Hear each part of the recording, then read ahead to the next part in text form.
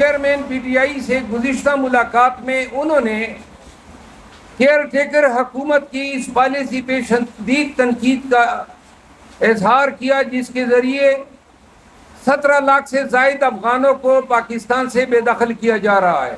جو شخص پاکستان کی سرزمین پہ پیدا ہو جائے اور پھر آج تک سن 1979 کے افغان ببر کارمل کی آمد کے بعد تقریباً 50 سال ہونے کو ہیں، تو جو لوگ 40 یا 50 سال پاکستان کی سرزمین پہ پیدا ہو کے رہ جائے، پھر انہوں نے پاکستان کی اکانومی میں کنٹریبیوٹ کیا ہے، اب آپ ان کو کہہ رہے ہیں کہ 50,000 روپیہ اٹھا کے چلتے بنے۔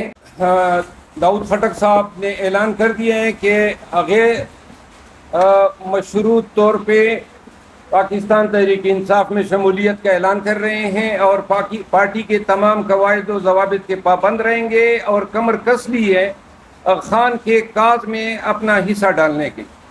آپ سب کا شکریہ ادا کرتا ہوں۔ پریس کانفرنس کے اختتام سے قبل 2 چیزوں پہ آپ سب کو آگاہ کرنا چاہتا ہوں۔ ایک تو ایک مشکوک شخص ہیں، عرفان نام ہے، اس کے طرف سے چیئرمین پی ٹی آئی اور ان کی اہلیہ کی جو میرج بانڈ ہیں اس کو متنازع بنانے کے لیے ایک فوجداری استغاثہ دائر کیا گیا ہے، جس میں الزام لگایا گیا ہے کہ عدت کے دوران شادی ہوئی۔ یہ لغو اور بے بنیاد الزام ہے اور اس الزام کو دائر کرتے وقت کوئی شہادت، کوئی نکاح نامہ یا طلاق نامہ عدالت کے سامنے پیش نہیں کیا گیا۔ اب مصدقہ ذرائع سے معلوم ہوا ہے کہ خاور مانیکا کو مبینہ طور پہ کرپشن کے الزامات کے تحت گرفتار کرنے کے بعد اس پہ دباؤ ڈالا جا رہا ہے کہ وہ متنازع بیان دے دے کہ جس سے ان کی طرف سے دائر کیے گئے لغو مقدمہ نسبت میعاد عدت جو ہے اس کو کوئی تقویت پہنچ سکے۔ تو لہذا مقدمہ دائر کرنے کے 1 سال کے بعد شہادت بنائی جا رہی ہے۔ یہ اسی طرح کا بیان ہے جس طرح صداقت علی عباسی یا بہت سارے لوگوں سے جو پریس کانفرنسوں میں دلوائے گئے۔ دوسری بات، چیئرمین پی ٹی آئی سے گزشتہ ملاقات میں انہوں نے کیئر ٹیکر حکومت کی اس پالیسی پہ شدید تنقید کا اظہار کیا، جس کے ذریعے 17 لاکھ سے زائد افغانوں کو پاکستان سے بے دخل کیا جا رہا ہے۔ چیئرمین پی ٹی آئی نے کہا کہ اس سے پاکستان کے افغان حکومت کے ساتھ تعلقات خراب ہوں گے اور اشرف غنی کے دور میں جو تعلقات خراب ہوئے تھے، اس عمل سے شاید ہمارے تعلقات اس سے بھی زیادہ خراب ہو جائیں گے۔ انہوں نے کہا کہ حکمرانوں کو ہوش کے ناخن لینے چاہیے۔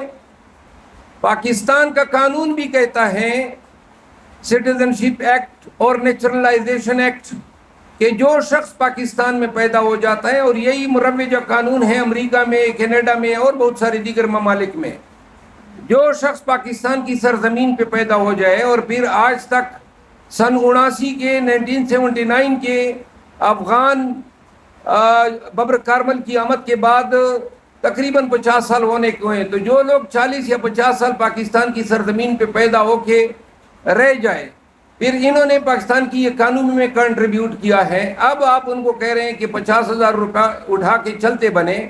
خان صاحب نے کہا کہ ایسی پالیسیاں بنانے والے لوگوں کو یہ علم نہیں ہوتا ہے کہ اخروٹ اور خروٹی میں کیا فرق ہے۔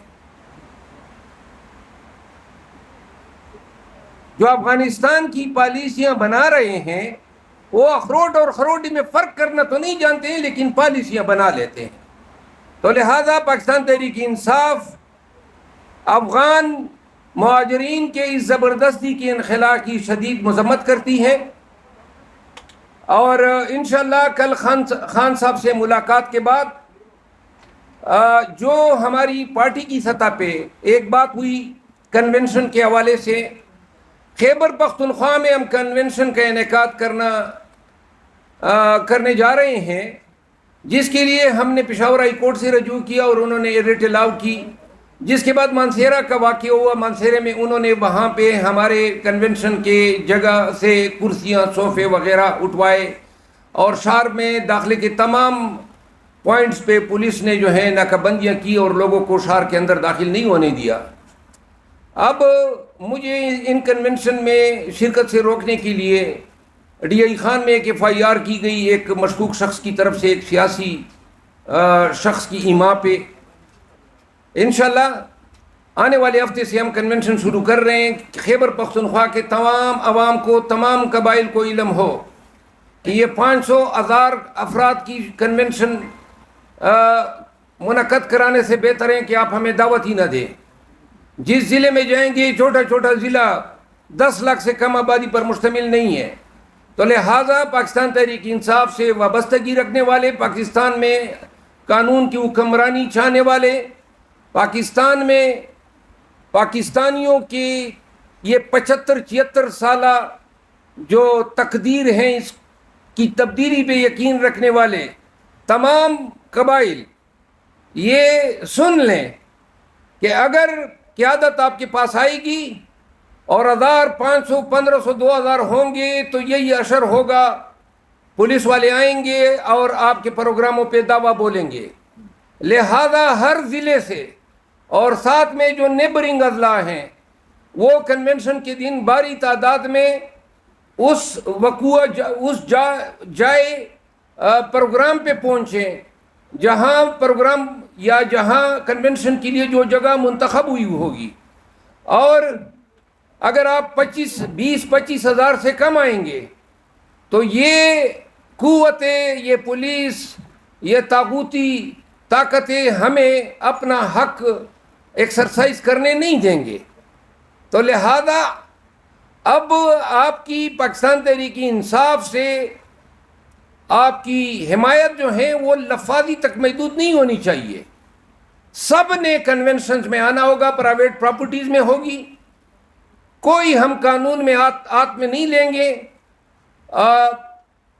ہم کنونشن کا انعقاد کرتے ہوئے یہ یقینی بنائیں گے کہ اس میں پاکستان کی سلامتی کی باتیں ہو.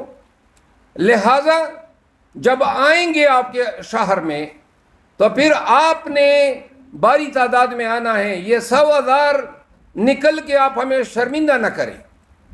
25,000 سے کم کنونشن، کیونکہ ہمیں علم ہے ہزاروں کی تعداد میں ہر ضلع سے لوگ ہم سے رابطہ کر رہے ہیں.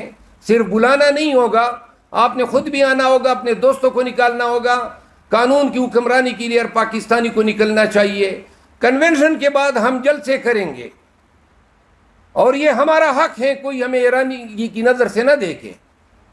جب ہر پارٹی کر سکتی ہیں تو ہم کوئی مریخ سے نہیں آئے ہوئے ہیں اور نہ کوئی ہم ہندوستان کے باسی ہیں. یہ ہمارا حق ہے، ہم ایکسرسائز کریں گے، ڈنکی کی چوٹ پہ کریں گے. جو لوگ پرچے کروا رہے ہیں مزید کروا لیں، لیکن ہماری ہمت کو آپ دیکھ لیں، ہماری استقامت کو. ہم کنونشن بھی کریں گے، جلسے بھی کریں گے، الیکشن بھی لڑیں گے. جو یہ کہہ رہے ہیں کہ پاکستان تحریک انصاف کو امیدوار نہیں ملیں گے، امیدواروں کی قطاریں لگی ہوئی ہیں. اور آپ کو تب حیرانی ہوگی جب پورا پاکستان کیمپین کے دوران پاکستان تحریک انصاف کے لیے اٹھ کھڑا ہوگا. پورا پاکستان اٹھ کھڑا ہوگا قانون کی حکمرانی کے لیے. یہ 76 سال کی غلامی کو اب ہم نے حقیقی آزادی میں تبدیل کرنا ہے اور یہ ہم لے کے چھوڑیں گے.